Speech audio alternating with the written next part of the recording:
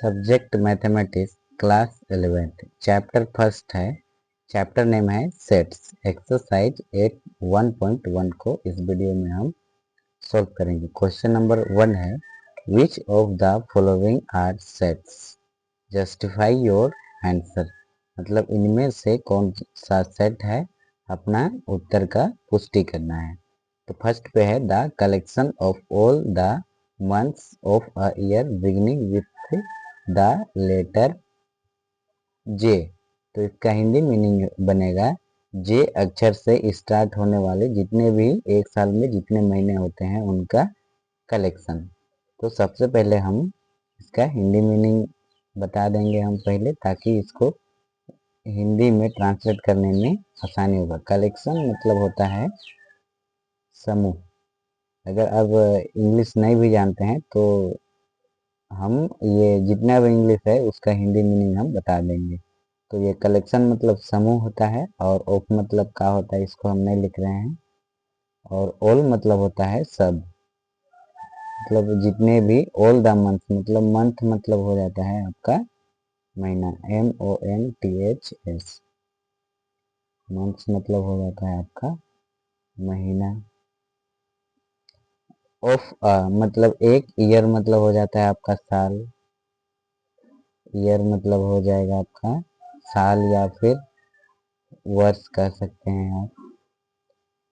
Beginning मतलब पहले, मतलब विथ द लेटर जे, मतलब जे अक्षर से स्टार्ट होने वाले, जे अक्षर से स्टार्ट होने वाले महीना, जे लेटर से शुरू होने वाले। बिगनिंग मतलब पहले नहीं, शुरू होने वाले हो जाएगा। शुरू होने वाले, शुरू होने वाले महीना, कुछ इस प्रकार से। तो इसका पूरा का हिंदी मीनिंग जो बनेगा कुछ इस प्रकार से बनेगा। एक वर्ष में जे अक्षर से शुरू होने वाले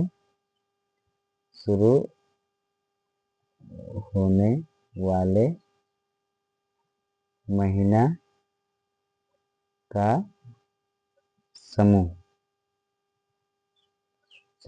दिया गया है। तो इसको बताना है कि ये सेट है या नहीं है। तो सेट का जो डेफिनेशन होता है, the collection of well defined is called set. और हिंदी में बोले तो वस्तुओं का सुपरिभाषित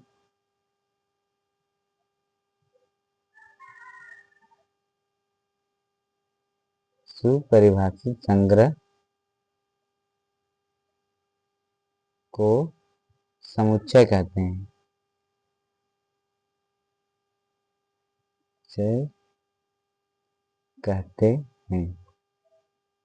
कुछ इस प्रकार से बनेगा। तो ये जो सेंटेंस दिया गया है, the collection of all month of a year beginning with the letter J, मतलब जे अक्षर से स्टार्ट होने वाले जितने भी महीना हैं वो आ जाएंगे ये सेट के अंदर में। ये जो दिया है ये सेट बिल्डर फॉर्म में दिया है। तो ये फर्स्ट का में जितने भी मंथ आएंगे वो सबसे पहले तो जनवरी आएगा। इसको मान लेते हैं A equal to JANUARY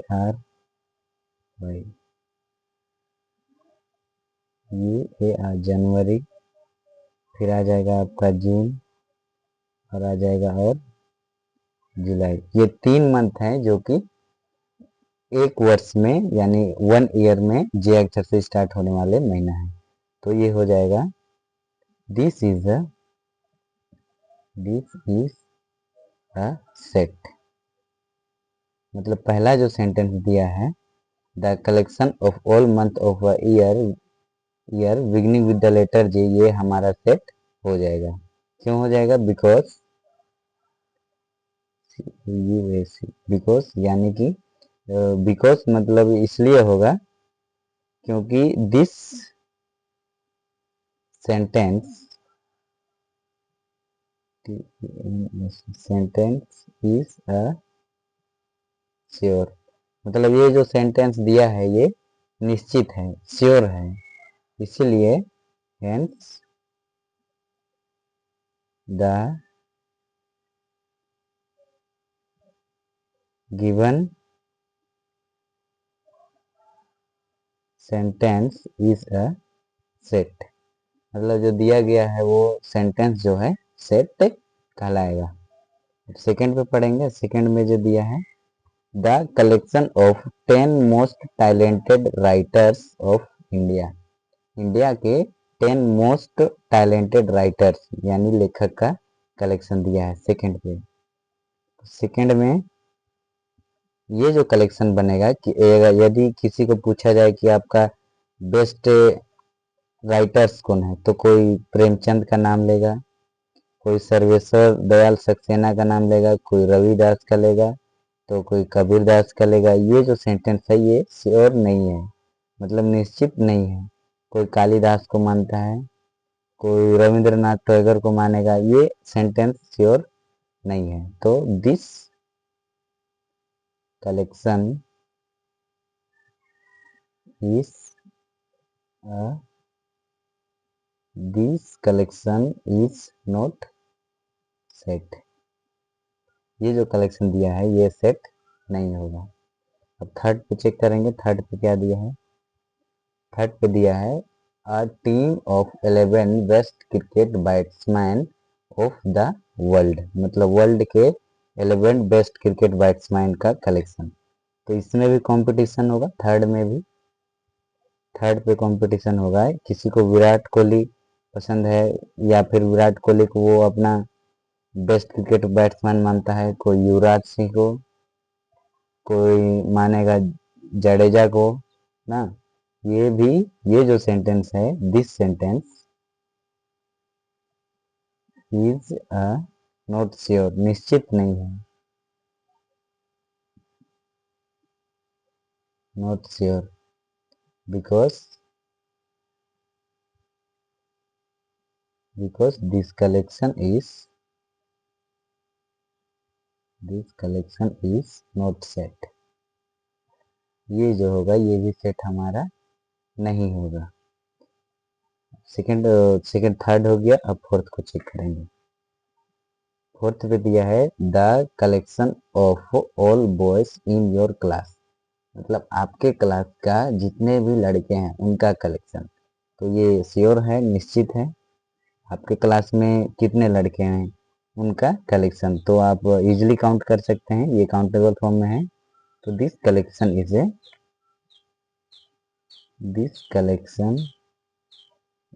A set. Question number 5 पे पढ़ेंगे। क्वेश्चन नंबर 5 में दिया है the collection of all natural number less than 100, मतलब 100 मतलब 100 ना, और लेस देन मतलब 100 से छोटा। ऑल नेचुरल नंबर स्टार्ट होता है आपका 1 से, 1 है, 2 है, 3 है, सो ऑन जाएगा। कहाँ तक दिया है? 100 से छोटा यानी 99 से इधर लगा लिए काउंट होगा। तो ये जो कलेक्शन हुए ये सेट के अंदर में कुछ इस प्रकार से लिखा जाएगा, रोस्टर फॉर्म, लास्ट 99 आएगा। This collection is A set, this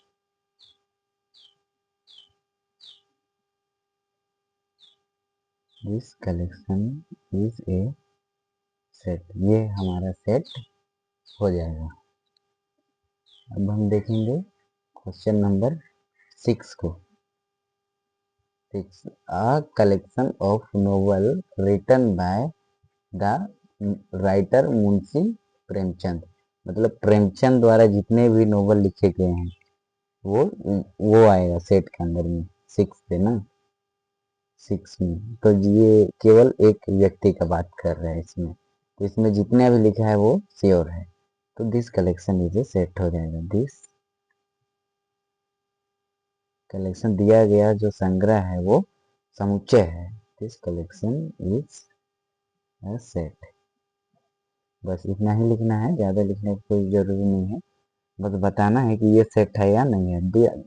the collection of all even integer. Even integer कौन सा, मतलब सम पूर्णांक। सम पूर्णांक होता है 2 है, 4 है, 6 है, 8 है, 10 है, सो ऑन जाएगा इन्फाइनाइट तक। तो ये भी क्या हो जाएगा, ये भी हमारा सेट हो जाएगा। This collection is A set, ये भी हमारा सेट हो जाएगा। अब हम क्वेश्चन नंबर 8 को सोल्व करेंगे। The collection of question in this chapter, मतलब ये जो चैप्टर है इसमें आने वाला क्वेश्चन जितने भी हैं वो क्या है, निश्चित है। उसको हम आप इजीली काउंट कर सकते हैं। तो ये भी हो जाएगा। This collection is A set. 9 में देखेंगे, अ collection of most dangerous animal of the world, मतलब वर्ल्ड के सबसे खतरनाक जानवर का कलेक्शन दिया गया है 9 पे। तो देखो इसमें ना ये जो सेंटेंस दिया है इसमें सबके लिए एक नहीं होगा। क्यों? क्योंकि किसी को एलिफेंट जो है PHENT, एलिफेंट जो है सबसे खतरनाक लगता है, तो किसी को लायन खतरनाक लगता है, तो किसी को टाइगर खतरनाक लगता है। ठीक है, तो ये जो सेंटेंस है सबके लिए अलग अलग होगा। कोई हाथी को सबसे खतरनाक जानवर मानता है, तो कोई लायन को, कोई टाइगर को खतरनाक मानता है। ठीक है, कोई कोई तो फोक्स को, यानी कि बैल जो सांड रहता है उसको खतरनाक मानेगा। ये इसमें कंपटीशन होगा। तो ये जो है this collection is a not set है।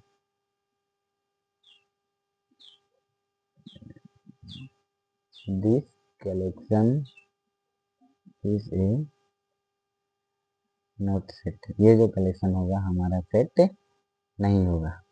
अब क्वेश्चन नंबर 2 को सॉल्व करेंगे। इसमें क्वेश्चन नंबर 2 जो कि बहुत ही सिंपल है, इसमें कोई ताम झाम नहीं है। देखिए क्वेश्चन नंबर 2 पे है, let A equal to 1, 2, 3, 4, 5, 6 insert the appropriate symbol. इसको पढ़ते हैं बिलोंग्स टू और not belongs to the blank space.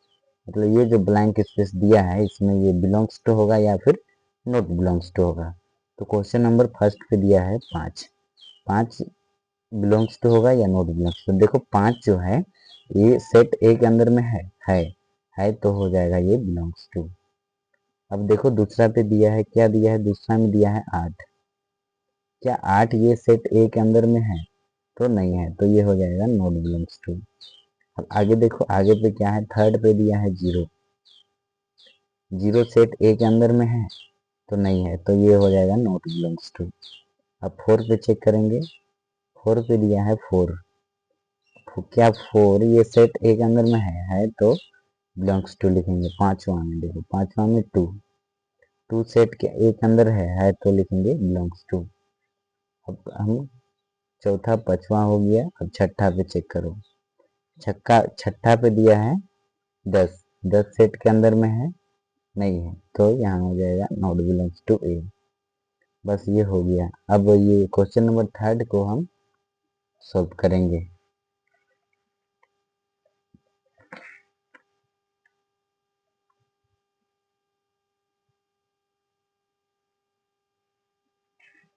इसके लिए हमें अलग पेज लेना पड़ेगा।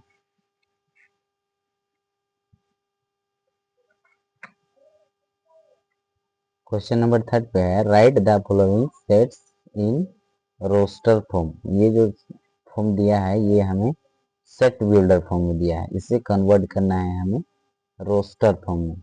तो रोस्टर फॉर्म में कैसे कन्वर्ट करेंगे, थर्ड का first, a equal to x such that x is an integer and -3 less than equal to x less than 7 है। तो इसको हमें रोस्टर फॉर्म में लिखना है। तो -3 less than equal to x, मतलब एक्स का जो वैल्यू होगा -3 होगा। तो -3 होगा, -2 होगा, -1 होगा, फिर 0 होगा, फिर 1 होगा, 2 होगा, 3 होगा, 4 होगा और 5 होगा और 6 होगा। ये जो होगा हमारा सेट के अंदर में होगा। और इंटीजर नंबर जो होता है माइनस इनफाइनाइट से प्लस इनफाइनाइट तक होता है, बीच में 0 होता है।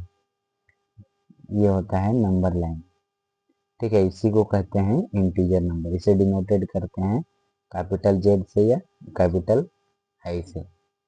सेकंड को चेक करेंगे। सेकंड पे दिया है x such that x is a natural number less than 6। Natural number जो स्टार्ट होता है 1 से स्टार्ट होता है, 1 2 3 सो ऑन जाएगा इनफाइनाइट तक, ये होता है नेचुरल नंबर।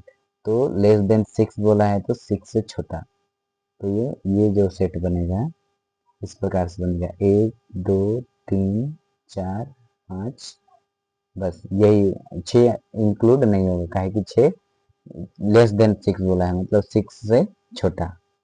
ये हो गया बी सेट। अब सी को चेक करेंगे। सी पे दिया है x such that x is a 2-digit natural number such that the sum of its digit is 8। मतलब दो नेचुरल नंबर लेना है और उसको ऐड करेंगे तो 8 आना चाहिए। सबसे पहले लेंगे 1 और 7, दोनों को ऐड करेंगे तो 8 मिल जाएगा, और 2 6 भी होगा। उसके बाद जो होगा 3 और क्या होगा 5 होगा, दोनों को ऐड करेंगे 8 आ जाएगा।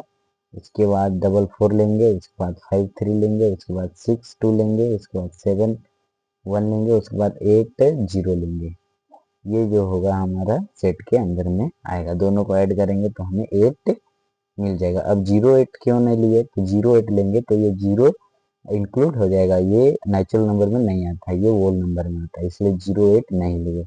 डायरेक्टली हम 17 से 1 और 7 से स्टार्ट किए, क्योंकि 80 जो है नेचुरल नंबर में आता है। और ये 0 8 हम नहीं लेंगे, कहे कि 0 पहले लेंगे तो ये वोल नंबर में आ जाएगा, इसलिए हम 0 8 नहीं लेंगे। फोर्थ डी नंबर पे देखेंगे। डी में क्या दिया है, डी में दिया है x such that x is a prime number which is divisor of 60। तो सबसे पहले हम 60 का प्राइम फैक्टर कर लेंगे। 2 तिया 6, ये 0 आ गया, फिर 2 का 2 2 बचे 10, फिर ये 5 तिया 15 तिया 15, और ये 3 नीचे। तो इसका जो आएगा 2 इंटू 2 इंटू 5 इंटू 3, 2 2 जा 4 इंटू 5 इंटू 3। अब ये 4 बचे 20 गुना में 3 3 गुना 6। हाँ, ये 60 जो है मतलब हमारा प्राइम फैक्टर जो है सही आया है। तो इसको सेट में लिखेंगे, तो सेट में लिखेंगे 2 3 में 5, क्योंकि सेट के अंदर में कोई भी एलिमेंट रिपीटिशन अलाउ नहीं रहता है। तो 2 बार 2 है ना, तो केवल एक बार लिखेंगे। उसके बाद ये 3 लिख लिया और ये 5 लिख लिया। ये हो गया क्वेश्चन नंबर डी का आंसर। क्वेश्चन नंबर ई को सोल्व करेंगे। ई नंबर में दिया है the set of all letter in the word trigonometry. Trigonometry E equal to लिखेंगे, ट्राइग्नोमेट्री में टी है, टी लिखे, आर है, आर लिखे, फिर आई है, आई लिखे, फिर जी है, जी भी लिखिए, ओ है, ओ लिखे, ओ के बाद एन है, एन भी लिखे। अब ये ओ नहीं लिखेंगे, ओ पहले लिख चुके हैं, क्योंकि सेट के अंदर में ये जो रिपीटिशन अलाउ नहीं रहता है। हो गया, एम लिखेंगे, एम पहले नहीं लिखे हैं, एम लिख लिए। उसके बाद ई, ई लिखेंगे, ई लिखिए। टी आर जो है पहले लिख दिया है, टी आर, तो डायरेक्ट वाई लिखेंगे। ये हो गया हमारा रोस्टर फॉर्म। अब एफ पे चेक करेंगे। एफ में दिया है the set of all letter in the word better, या ना बटर, बटर पढ़ेंगे, तो B E double T E R है, तो इसको सबसे पहले बी लिखे, उसके बाद ई लिखेंगे, फिर टी लिखेंगे, फिर डायरेक्ट आर लिखेंगे। क्योंकि ये डबल टी है ना, तो केवल एक टी लिखेंगे, क्योंकि सेट के अंदर में कोई भी एलिमेंट रिपीटिशन अलाउ नहीं रहता है।